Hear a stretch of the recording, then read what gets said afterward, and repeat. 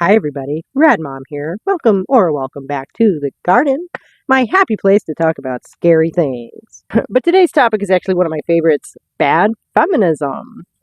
Not to be confused with woman bashing, obviously. Actually, I have another fellow female YouTuber here with me today to introduce the subject because Sydney Watson put out this fun video that makes the point that modern Star Wars bad over and over and over and over again. How can that radical of a change come from a good place from the outset? It cannot. And it was frustrating because, as usual, I'm reading through the lines and seeing, a further shape developing through between the lines of what Sydney is saying here. So my criticism mostly is actually aimed at George Lucas. The idea that Kathleen Kennedy and her group are not fans of Star Wars, I don't think is like an extreme thing to say.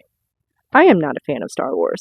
I don't really have a horse in this race. But, I hope to offer a little bit of constructive criticism and add my voice to the conversation. It's not possible for these individuals to have genuinely loved or cared about a media property and its legacy if they are hell-bent on changing it. In my opinion, that's likely why these people are so comfortable doing this. It's because they don't care about the original material.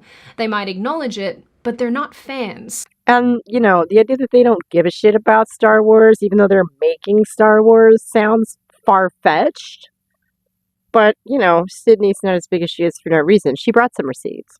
And if you don't believe me, the New York Times ran a piece in May 2024 about Leslie Headland and the Acolyte. It noted that Headland added a Ghanaian-American writer, Jocelyn Bio, to the writing team precisely because she wasn't a Star Wars devotee. So you're hiring somebody for a job because they don't know anything about the requirements for the position? That is an asinine criterion if I ever heard one. If I did like Star Wars, I'd probably be upset by this. In an interview, Bio said, "Leslie asked me what I knew about Star Wars, and my answer was, Harrison Ford runs around space with a giant dog, and Leslie said, you're hired." You're talking to the people who make Star Wars, right? I don't know. Maybe it was an impromptu interview. Imagine walking into an interview and being like, I don't know anything about this job, give it to me. This is basically a running theme here. I found a particularly frustrating video where Kathleen Kennedy is talking about George Lucas like he's died. There isn't a day that goes by or went by as we were making the movie where we don't talk about George. It's the standard, what would George do? You can just give him a call, Kathleen, but you won't do that. I cut out about 20 minutes of snark from Sydney, but they're not going to call him because they don't want his opinion. They decided they didn't want to use those stories. They decided they were going to go do their own thing, and so I decided, fine. But basically, I'm not going to try to... They weren't that keen to have me involved anyway, but at the same time I said, I'm not going to... If I get in there, I'm just going to cause trouble, because they're not going to do what I want them to do. So, and I don't have the control to do that anymore, and all it would do is muck everything up. Oh my god. So, Sydney has actually artfully managed to get me to feel sorry for this graybeard. They're not fans, they don't care about Star Wars, they don't see themselves in its original vision, so their objective is to reinvent it, to revise it, so that it finally makes sense to them. His legacy has been taken over and completely made different, however you feel about that, by people who are not interested in his ideas. That sucks. So the question arises, why are these women destroying this franchise? Because they're bad feminists. Because they don't understand what feminism is. Like, this is the part where I'm going to sit here and tell you that I've always thought George Lucas was kind of a hack. I've always heard it said that he claims that he had all 9 movies written back at the beginning, back in the 1970s. I don't believe that for one second. If you look at the first movie, it's a pretty decent space adventure flick, right? And it stands on its own. But like Luke and Leia are clearly meant to be the romantic interests, right? Like clearly. If you just look at that first movie by itself.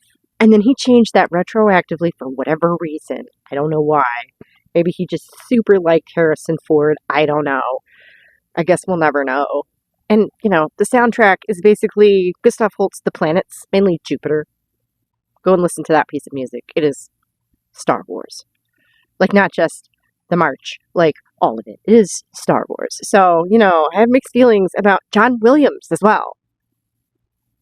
As a musician, okay? Myself. I have mixed feelings. I've always had, for the longest time, had mixed feelings about John Williams' work as well.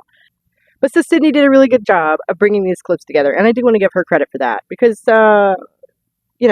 George Lucas's most recent take on this I thought was very interesting. George Lucas actually addressed some of these corporate feminist criticisms recently at the 2024 Cannes Film Festival. He made mention that people have accused his films of having no female characters.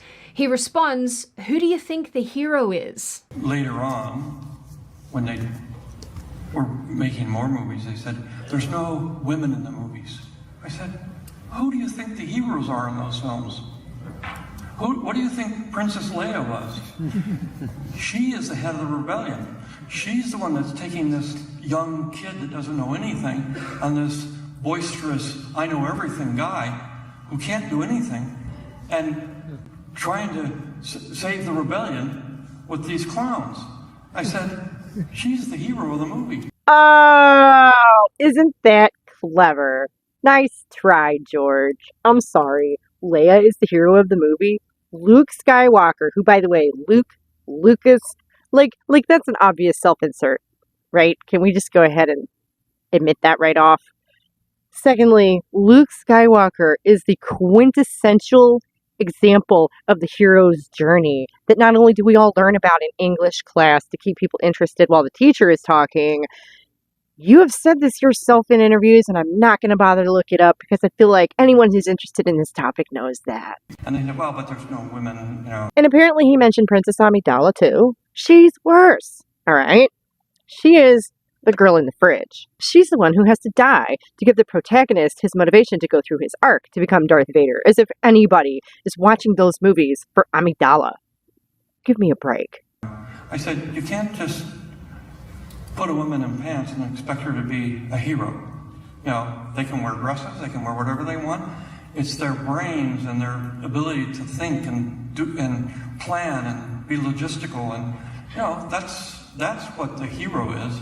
That is what heroism often looks like. But you're painting Leia as the only rational adult in the room. So why isn't she the star of the movie, man? Luke is the one on the hero's journey. We don't see Leia's family. We don't see her home that gets destroyed. I mean, that would have been an interesting story arc, but no, we didn't see any of those people. We don't meet her until well into the movie when she's fully formed and walks on screen. Arguing with Darth Vader, I'm not saying she's not a good female character. Congratulations, George. You managed to not write a misogynist movie. Good job. Perhaps a legit feminist angle on this kind of thing might be to, flesh out Leia's character a little bit. There's a crazy idea. We got Solo for some reason.